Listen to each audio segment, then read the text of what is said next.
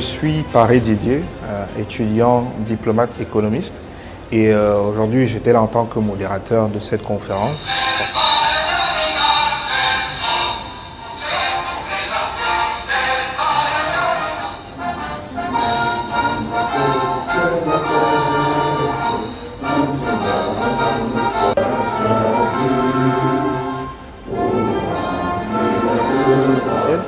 Nous avons échangé avec de nombreux experts qui sont venus de divers domaines, la sécurité et la défense, le domaine de l'environnement, du développement durable, le domaine du commerce extérieur et même celui des systèmes d'information.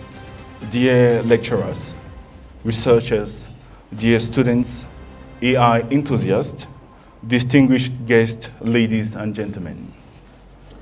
It is a particular pleasure for me to speak today in this esteemed venue, which stands as the most explicit manifestation of the strong and genuine cooperation between the Republic of Cameroon and Spain.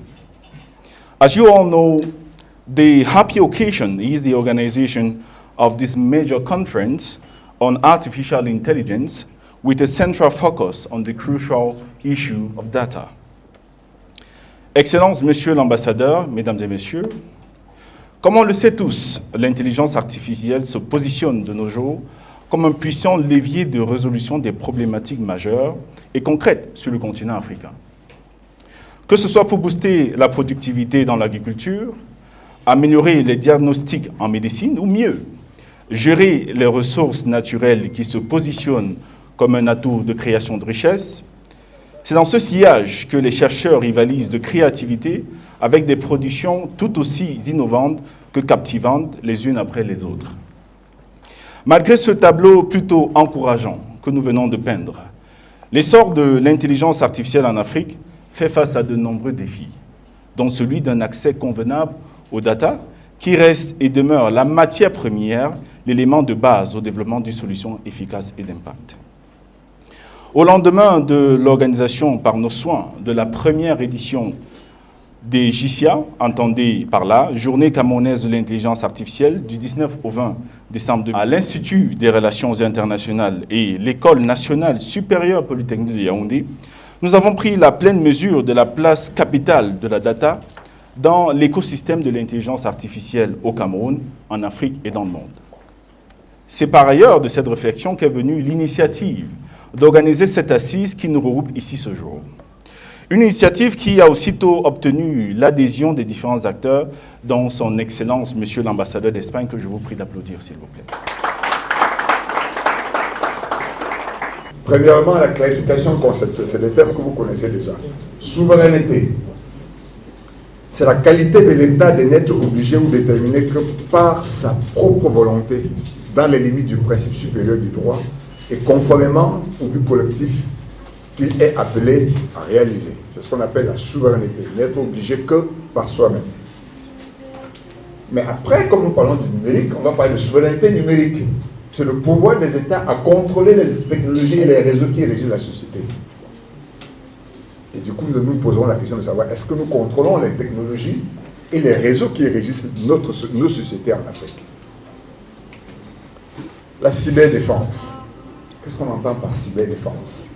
C'est l'ensemble des mécanismes techniques ou non techniques, offensifs ou défensifs, mis en place par un État ou autre organisation intelligente pour défendre ces informations d'importance vitale dans le cyberespace afin de garantir l'efficacité de ces services dans la réalisation de leur mission d'intérêt national.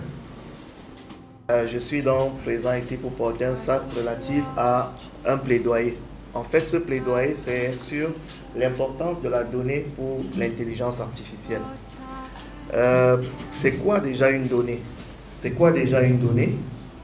Je pense qu'aujourd'hui, si on demande à chacun, selon sa sensibilité, de parler de ce que c'est qu'une donnée, vous aurez une infinité de réponses. Le développeur va vous dire une chose, l'administrateur de base de données va vous dire une chose, l'administrateur système va vous dire une chose, l'agriculteur va vous dire une chose, etc. Mais ce qui est commun à toutes ces définitions qui vont être présentées, en fait, il s'agira d'une représentation conventionnelle d'une entité, d'une information.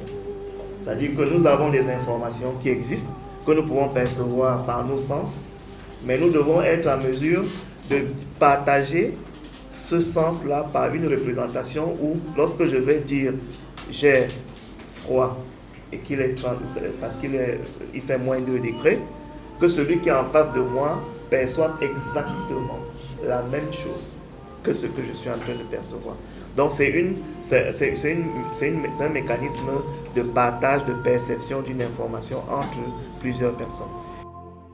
Les données permettent de comprendre les tendances actuelles. Il est très important de comprendre comment un phénomène fonctionnait avant pour pouvoir l'étudier actuellement. Les données permettent d'anticiper sur les problèmes. Personne de nous n'aime les problèmes. Donc si on pouvait notamment anticiper sur les problèmes, cela sera une très bonne chose. Ensuite, les données permettent de prendre des décisions éclairées.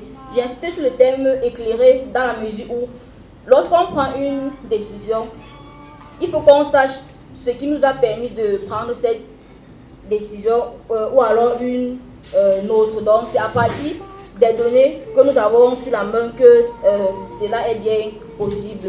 Et enfin, les données permettent d'améliorer les conditions de vie des populations, puisque nous sommes dans un processus d'amélioration et de développement durable pour prendre en compte les générations futures. Nous avons échangé avec le public qui était présent ici à l'ambassade d'Espagne.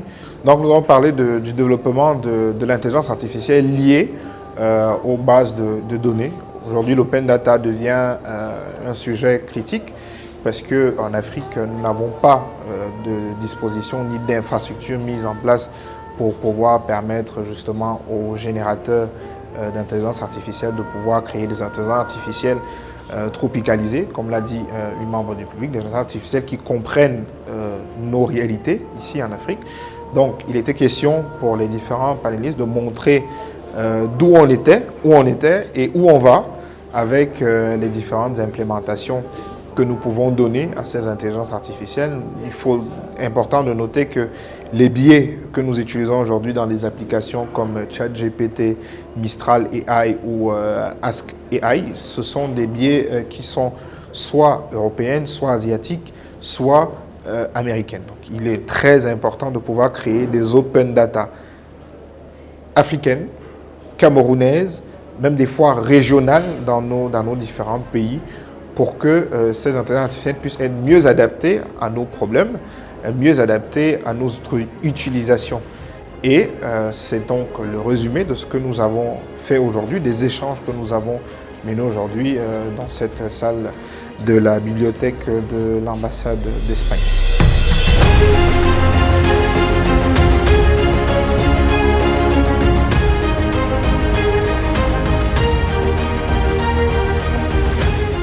En fait, les développeurs se plaignent tout le temps. Ils disent la même chose.